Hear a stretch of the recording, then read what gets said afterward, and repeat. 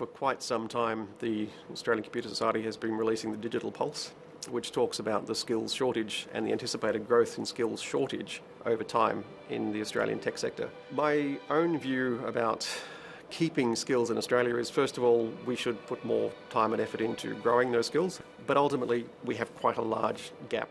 We for sure have a massive shortage of skills, not just engineering, although we have a huge shortage of engineers, but all of the things that go into creating a technology product. So as far as marketing, design, product management, creation, data, analytics, machine learning, there's so many other skills than just pure sort of programming, if you like, nowadays in a piece of technology. We have a huge shortage of almost all of those skills in Australia.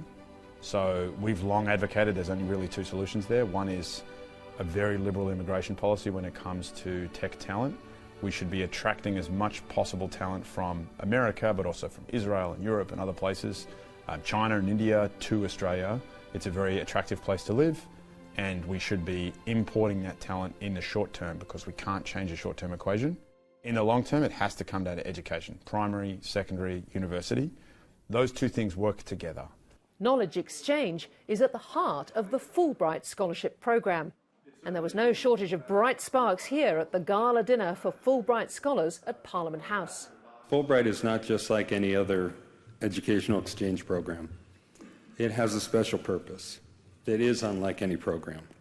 There really is no better antidote to fear and falseness than sending our scholars, our truth seekers, and our truth tellers across the world to help build peace and understanding. The preeminent US-Australian scholarship program is now more than 70 years old and even predates the official signing of the Alliance Treaty. Immediately after World War II, Senator William Fulbright created the program to try and maximise cultural and academic exchange. His view was that people who understood each other and worked together were far less likely to have any more wars. We have, as our scholars, the brightest of the bright and the best of the best. It's a great bridge between Australia and the US. Both governments support the program very strongly with funding, and it is seen as a critical part of the alliance. It's an immense network. A number of very prominent Australians have been Fulbright scholars, including the Prime Minister's Chief of Staff. We're continuing to cultivate the next generation of Australian leaders through the Fulbright.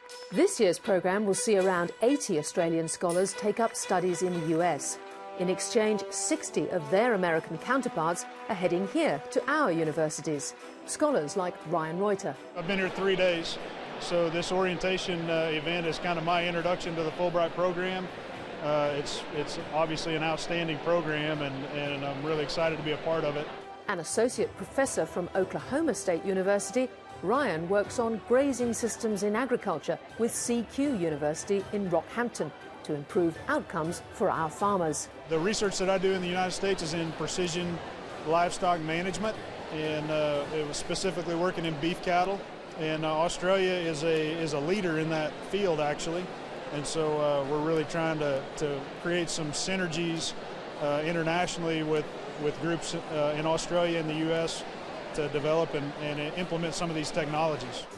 Originally from Dubbo, fellow country boy Joey Rowlands is taking his talent to the Ivy League. I'm a quantum physicist from UNSW, so I'm going to head over to Harvard to do a little bit of work with them on quantum computing, so how you can sort of measure quantum computing devices and learn a little bit about how we scale up quantum computing and hopefully try and make a machine that can solve some real-world problems.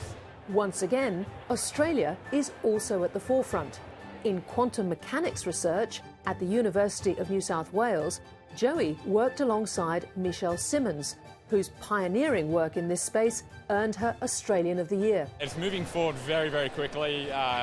Google announced a quantum supremacy this year where they were able to do something that modern supercomputers can't. So we're at the stage now where it comes down to one mathematical algorithm, and we're at a point where these things are very useful. So it's definitely a race to see who can build them the best way, but we're moving into a new era of computation, which is super exciting. It's just about communicating and collaborating and sharing ideas.